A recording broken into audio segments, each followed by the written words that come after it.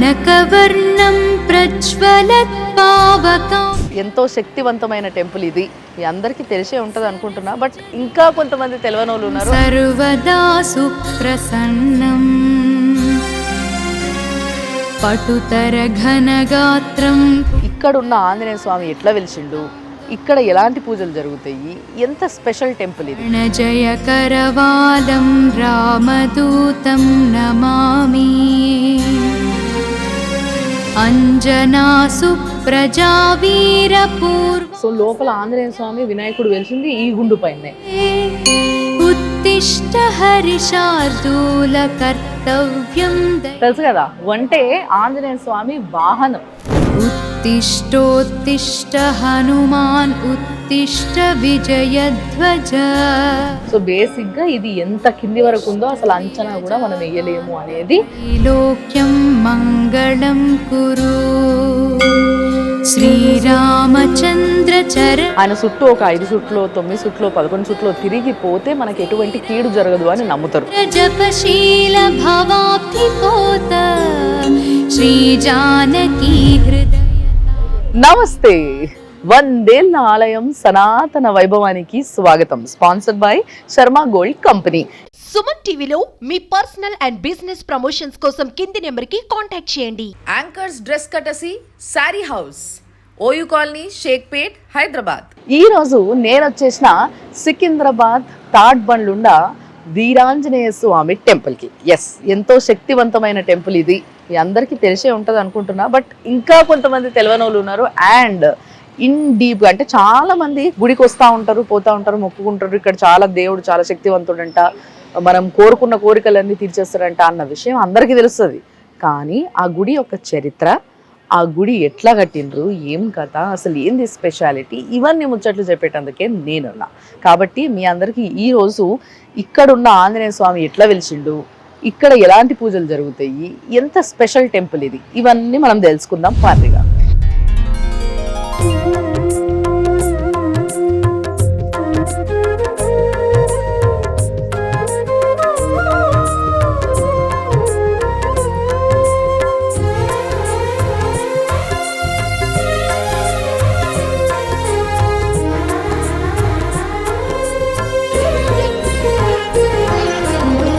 కలియుగమెటులైనా కలియుగమెటులైనా కలదుగా. అస్సలు ఆంజనేయ స్వామి ఆ బయటికి వెళ్ళే కనబడుతుంది తెలుసా. అందుకోసమే చాలా మంది అస్సలు ఇట్లా పక్కకి ముఖం తిప్పుకోకుండా ఈ ముందుకెళ్ళి పోయేటోళ్ళు లోపల ఆంజనేయ స్వామి ముఖం చూసుకొని అంతా శుభం జరగాలని మొక్కుటా పోతున్నారు. సో నేను ఇప్పుడు ప్రస్తుతం గుడి లోపలికి వచ్చిన. గుడి చాలా పెద్దగా ఉంది. ఇంకా ఫస్ట్ నేను మీ అందరికీ ధ్వజస్తంభం చూపిస్తాను.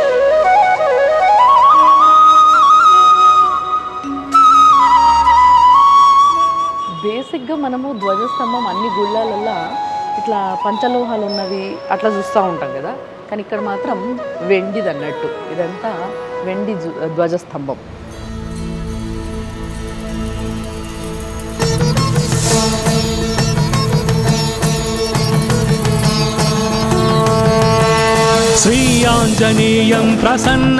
సో లోపలికి రాగానే ధ్వజస్తంభం ముంగట వెండివి క్యామెల్ ఉంది. తెలుసు కదా, అంటే ఆంజనేయ స్వామి వాహనం. ఎస్, ఆయన సతీ సమేతంగా ఈ వాహనం పైన మనందరి కోసం, అంటే వాయు వేగంతో బుస్సుమని వెళ్ళిపోతాడు కదా, ఆయన వాయుపుత్రుడు కదా. సో అంత ఫాస్ట్గా పోయినప్పుడు మనం చూడడం కష్టం మన మామూలు కళ్ళకి. కాబట్టి మెల్లగా ఆయన పోతుంటే ఈ వాహనం పైన భక్తులందరూ నిమ్మలంగా చూసి మొక్కోవచ్చు, సంతోషపడవచ్చు అని చెప్పి భక్తులకు ఇచ్చిన అదృష్టమే ఇది అన్నట్టు. సో ఆ వాహనం ఇది వెండితో తయారు చేస్తుంది.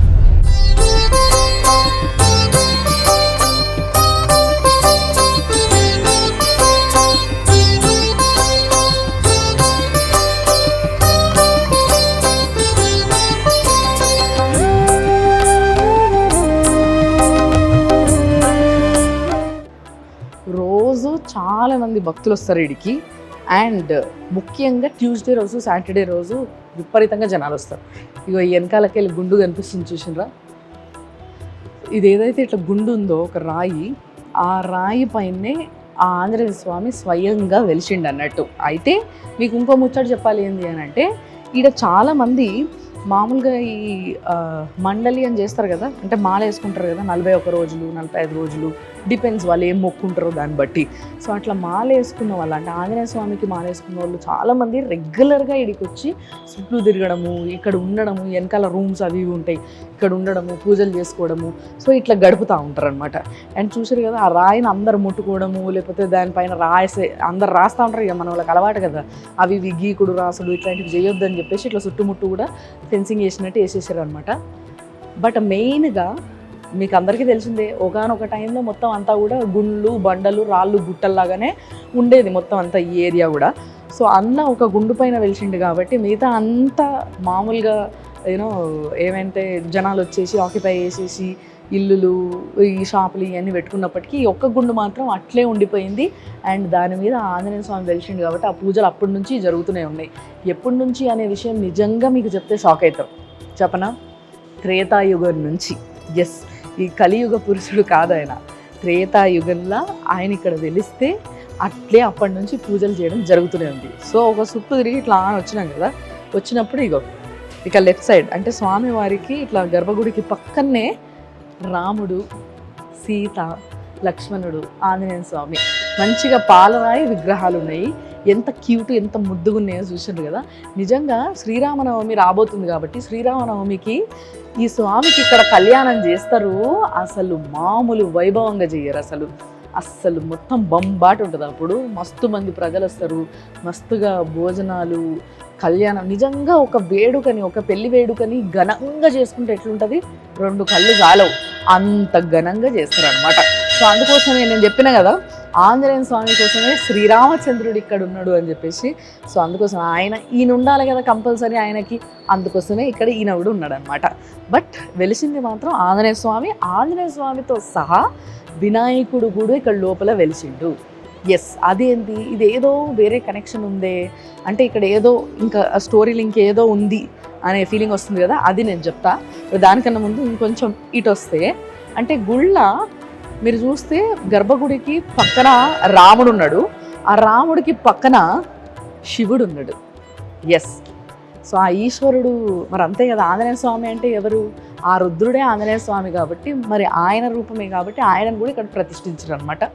సో శివుడికి ఇక్కడ అభిషేకాలు అవన్నీ జరుగుతాయి బాగా, ముఖ్యంగా శివరాత్రి అప్పుడు ఆ టైంలో.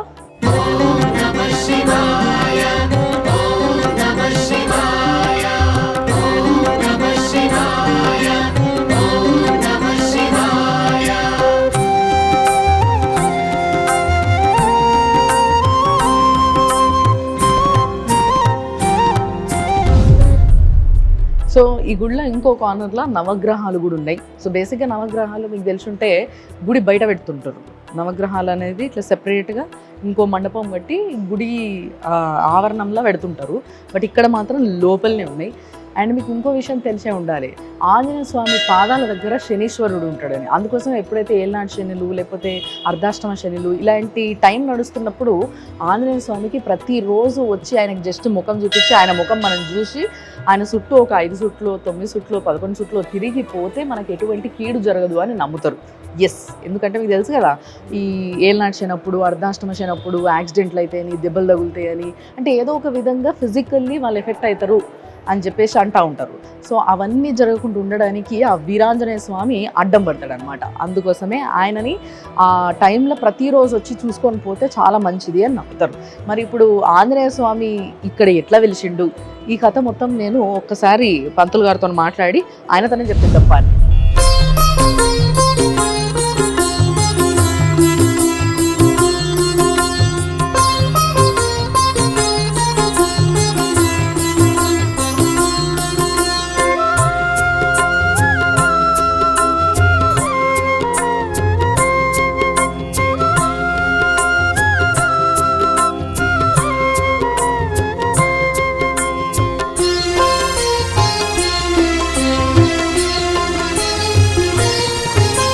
శరణం శరణం హనుమంత స్వామి శరణం హనుమంత పవన కుమార హనుమంత పాప వినాశక హనుమంత శరణం శరణం హనుమంత స్వామి శరణం హనుమంత పవన కుమార హనుమంత పాప వినాశక హనుమంత శరణం శరణం హనుమంత స్వామి శరణం హనుమంత పవన కుమార హనుమంత పాప వినాశక హనుమంత శరణం శరణం హనుమంత స్వామి శరణం హనుమంత పవన కుమార హనుమంత పావన చరిత హనుమంత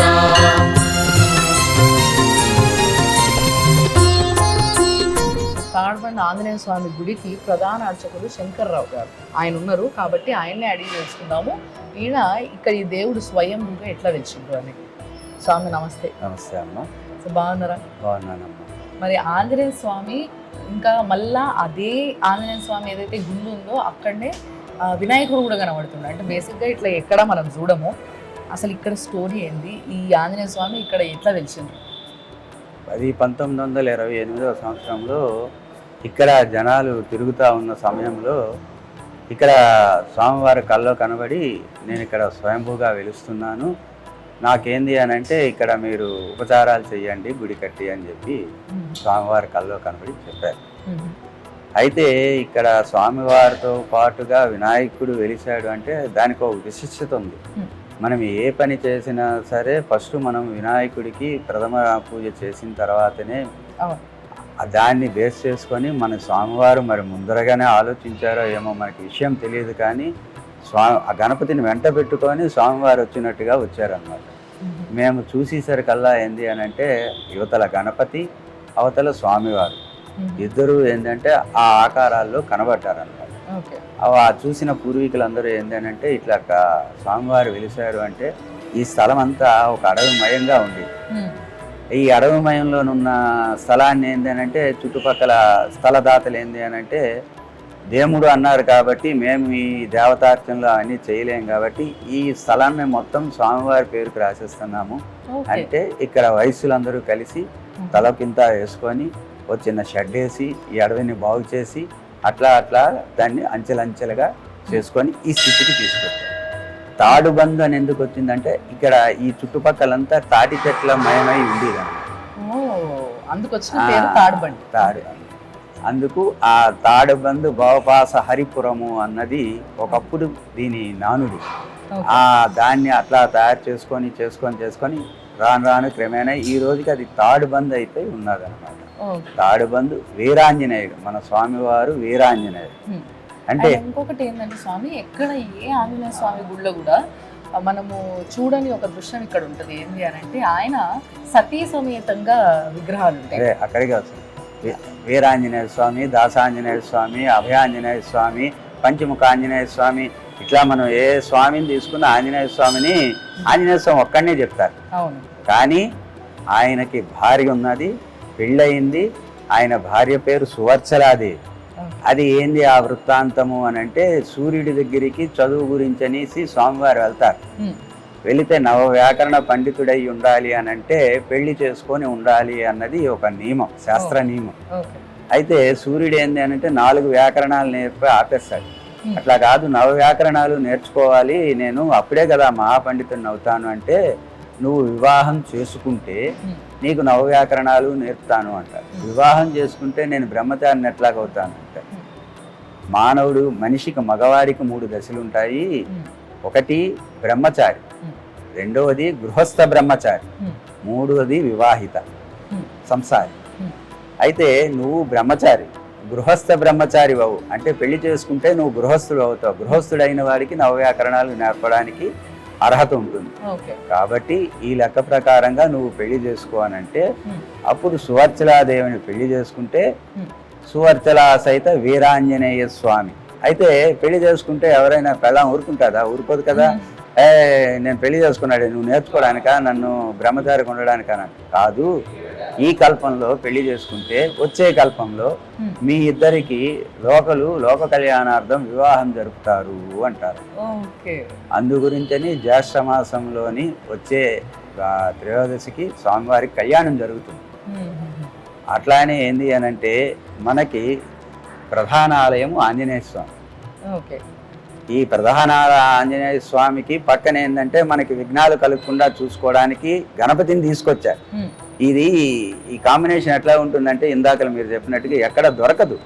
కానీ స్వామివారు ఏంటంటే నన్ను కొలిచిన తర్వాత గణపతిని కొలవకపోతే విఘ్నాలు కలిగిస్తాడు ఏమో అన్న ఒక దీని మీద గణపతి సమేతుడే మనందరినీ ఆశీర్వదించడానికి స్వామివారు ఇక్కడ వచ్చారు. ఇక దీనికి అనుబంధంగా ఉపాలయాలు ఉన్నాయి. ఈ ఉపాలయాల్లో మొదటిది రాముల వారిది. ఇక ఆయన గురువే కాబట్టి రామనామం చెప్తే రామనామం చెప్తే ఆయన మురిసిపోతాడు కాబట్టి కంపల్సరిగా ఆయన ఉండాలి కాబట్టి ఉపాలయాలు ఆ రాములు ఉపాలయం పెట్టాం. అట్లానే శివుడు ఉపాలయం ఉంది. శివుడిని ఎందుకు పెట్టారు అని అంటే జనరల్ గా ఏ గుళ్ళోనైనా సరే చాలా గుళ్ళు షిరిడి సాయిబాబా అని అమ్మవారని కానీ వీటికి ఒక లింక్ ఉంది. శివుడికి ఏంది అని అంటే ఆంజనేయ స్వామి శివాంశ సంభూతుడు. సో ఆంజనేయ స్వామిని కొలిచినా శివుణ్ణి కొలిచినా ఒకటే. అలాంటప్పుడు మళ్ళీ ప్రత్యేకించి ఎందుకు పెట్టాలి అని అంటే కాదు, వచ్చే భక్తులు ఏంటంటే లింగంలో పూజిస్తే ఆనందం వాళ్ళకి వేరే ఉంటుంది కాబట్టి ఈయన ఇదే ప్రతిరూపమే కాబట్టి శివుణ్ణి పెట్టారు. అట్లానే నవగ్రహాలను ఎందుకు పెట్టారు, ఈయనకు ఉపాలయంగా నవగ్రహాలను ఎందుకు పెట్టారు అంటే ఆంజనేయ స్వామి అడుగుతాడు నన్ను కొలిచిన వాళ్ళకి నీ యొక్క పీడ ఉండకూడదు, వాళ్ళకి ఉపశమనం ఉండాలి అని. అంటే అప్పుడు శనీశ్వరుడు సరే స్వామి అని చెప్తాడు. అందుకు ఈ గుడిలో నవగ్రహాలని పెట్టితే ఈయన గుడిలో నవగ్రహాలని కొలిస్తే ఎటువంటి ఈతి బాధలు కానీ ఎటువంటి కష్టాలు కానీ ఉండవు అన్న దాని గురించి ఈ 4 ఉపాలయాలకి ఉన్న ప్రత్యేకత అదే అనమాట. రెండోది మనం ఎక్కడైనా నవగ్రహాల గుడికి వెళ్ళి ప్రదర్శనలు చేసి బయటికి వెళ్ళి కాలు కడుక్కొని కానీ ఒక్క ఆంజనేయ స్వామి గుడిలో మాత్రము కడుక్కో అక్కర్లేదు. నవగ్రహాలు ప్రదర్శన చేసి ఆంజనేయ స్వామికి దండం పెట్టుకున్నారు అని అంటే వాళ్ళు ముక్తి పొందినట్టుగా కాబట్టి దానికి ముందు నవగ్రహాలకు తిరిగి వచ్చిన తర్వాత ఆంజనేయ స్వామి దర్శనం చేసుకోవచ్చు కానీ ప్రత్యేకించి వెళ్ళి కాలు కడుక్కునే అవసరం లేదు. అట్లానే శనీశ్వరుడికి మనము శని త్రయోదశి నాడు అభిషేకం చేస్తాం. జనరల్ గా ఎక్కడైనా అభిషేకం చేసి ఇంటికి వెళ్ళి స్నానం చేస్తాం శని త్రయోదశి. కానీ ఈ గుడిలో ఉన్నది ఈ గుడనే కాదు, ఆంజనేయ స్వామి గుడికి సంబంధించిన నవగ్రహాలు ఏదున్నా అక్కడ మనం చేస్తే స్వామివారి అనుగ్రహం ఉంటుంది కాబట్టి అక్కడ అభిషేకం చేసుకొని ఇక్కడ దర్శనం చేసుకుంటే మళ్ళీ మనం ఇంటికి వెళ్ళి స్నానం చేసుకునే అవసరం ఉండదు. అది ఆంజనేయ స్వామికి నవగ్రహాలకి లింక్. అసలు ఇంత లింక్ ఉందన్న విషయం ఇక్కడ రెగ్యులర్ గా వచ్చే భక్తులకు కూడా చాలా తక్కువగా తెలుసు అనుకుంటా. అట్లానే ఆంజనేయ స్వామికి శివుడికి ఉన్న లింకు, అట్లానే ఆంజనేయ స్వామికి రాముల వారికి ఉన్న లింకు. మరి ఈ గుళ్ళో ముఖ్యంగా మనకి హనుమాన్ జయంతి కానీ లేకపోతే శ్రీరామనవమి కానీ చాలా వైభవంగా చేస్తారు కదా, సో ఆ టైంలో ఏంటి స్పెషల్? మనం జనరల్గా మీ పుట్టినరోజు నా పుట్టినరోజు వచ్చింది అనుకోండి, ఒక కేక్ కట్ చేస్తాము, 4 ఫ్రెండ్స్ వస్తారు, తింటారు, వెళ్ళిపోతారు. అదే మీరు ఐఏఎస్ పాస్ అయ్యారు, నేను ఐఏఎస్ పాస్ అయ్యాను అనుకోండి, ప్రపంచం మొత్తము దాన్ని ఒక పెద్ద వేడుకగా చేసుకుంటారు.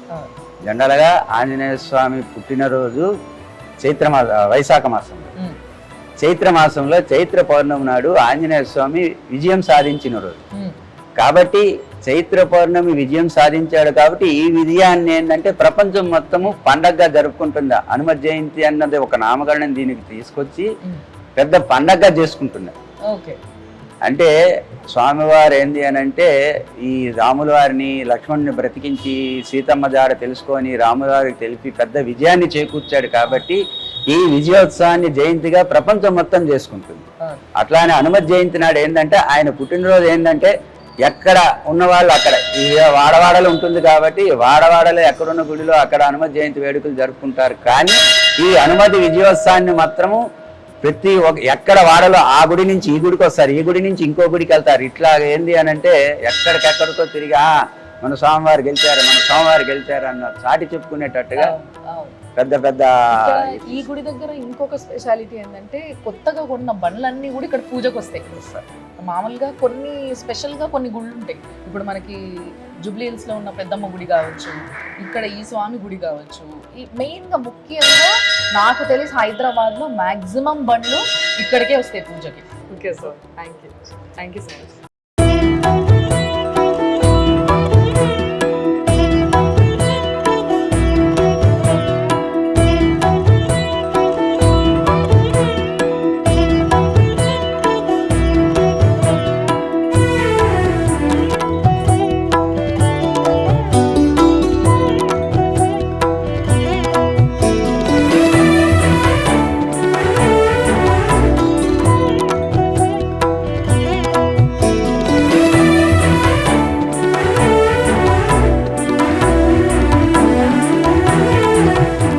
ఇప్పుడు ఇక్కడ ఈ గుండు కనబడుతుంది కదా, అంటే ఇదే యాక్చువల్గా గర్భగుడి లోపలికున్న గుండు కూడా ఇదే, అంటే కంటిన్యూయేషన్ దాన్ని. సో లోపల ఆంజనేయ స్వామి వినాయకుడు వెలిసింది ఈ గుండు పైనే. అయితే వీళ్ళు ఈ గుడి కట్టేటప్పుడు దీనికి కింద ఫౌండేషన్ కోసం అని తోతారు కదా, సో అట్లా తవ్వినప్పుడు ఈ గుండె ఎంత పెద్ద ఉందో దానికి 3 రెట్లు లోతుకి తవ్వినా కూడా ఆ గుండె ఇంకా అయిపోతలేదంట. అంటే దాని అంత ఎక్కడుందో అసలు తేల్చుకోలేని పరిస్థితుల్లో వాళ్ళు సరేలే ఇంకా వదిలేయండి, ఏదో అదొక స్వామి లీల కాబట్టి దాన్ని మనం ఏం డిస్టర్బ్ చేయకుండా అది వదిలేయాలని చెప్పేసి ఇంకా వాళ్ళకి ఎంత అవసరం అంత తవ్వుకొని అక్కడ నుంచి గుడి కట్టడం మళ్ళీ ప్రారంభించారు అనమాట. సో బేసిక్గా ఇది ఎంత కింది వరకు ఉందో అసలు అంచనా కూడా మనం వేయలేము అనేది చాలామంది పెద్దలు చెప్తున్న మాట.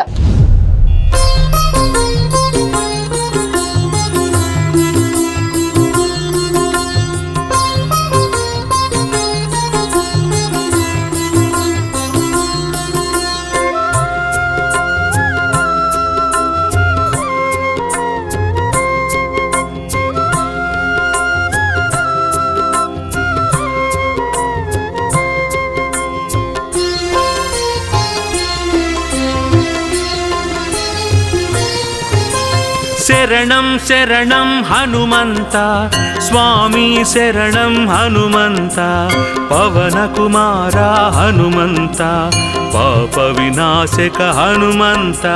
శరణం శరణం హనుమంత స్వామి శరణం హనుమంత పవన కుమార హనుమంత పాప వినాశక హనుమంత. శరణం శరణం హనుమంత స్వామి శరణం హనుమంత పవన కుమార హనుమంత పాప వినాశక హనుమంత. శరణం శరణం హనుమంత స్వామి శరణం హనుమంత పవన కుమార హనుమంత పావన చరిత హనుమంత.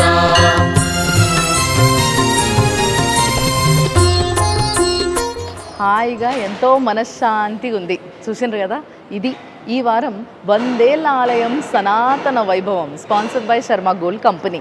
మరి మనకి సిటీలోనే ఇంత మహిమ గల గుడి ఉంది అని అంటే ఎవరైనా మిస్ అవుతారా? అందుకోసమే ఎవరైనా మిస్ అయిన వాళ్ళు ఉంటే తప్పకుండా వచ్చేసేది సికింద్రాబాద్ దగ్గర ఉన్న థర్డ్ బండ్ వీరాంజనేయ స్వామి గుడికి. తప్పకుండా ఇడికి రావాలి, దర్శనం చేసుకోవాలి, ఆ స్వామిని మనసారా మొక్కుకోవాలి. నమ్మకంతో అన్ని కోరికలు తీర్చేస్తాడబ్బా. మరి చూస్తూనే ఉండండి Suman TV. Anchors dress courtesy sari house, OU colony, Shaikpet, Hyderabad.